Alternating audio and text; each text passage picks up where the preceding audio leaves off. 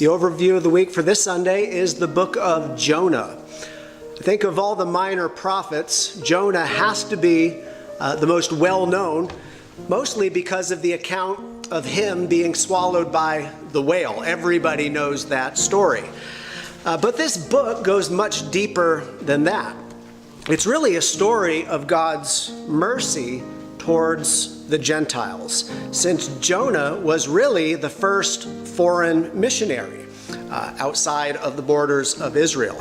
And here's the main point of the book. Jonah typifies Jesus Christ, who died and was raised, and then his message went out to the nations. If you know the story, at first Jonah was reluctant to go, because in the mind of the average Israelite, God only cared about them.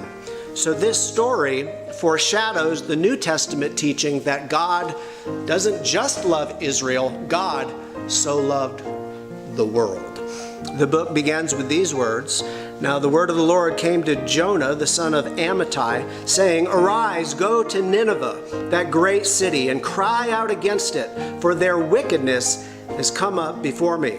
But Jonah arose to flee to Tarshish from the presence of the Lord. So the Lord tells him to go one place. What does he do? He gets on a boat and heads in the opposite direction, which causes God to send a great storm. Long story short, Jonah ends up overboard in the sea, and that's when he's swallowed by the whale, or the great fish, as it's also called. Now, there is some question of whether or not Jonah survived, that God preserved his life in the belly of the fish, or, as I believe, Jonah died and was then raised from the dead, which would make him a type of Christ either way.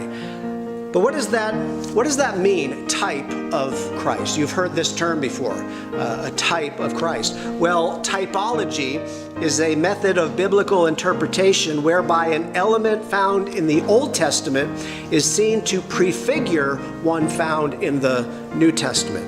When we say someone is a type of Christ, we are saying that a person in the Old Testament behaves in such a way that corresponds to Jesus in his character or actions in the New Testament scriptures. So, in conclusion, the miraculous story of Jonah and the whale, if you think about it, it's a picture of the gospel, which is the death, burial, and resurrection of Christ.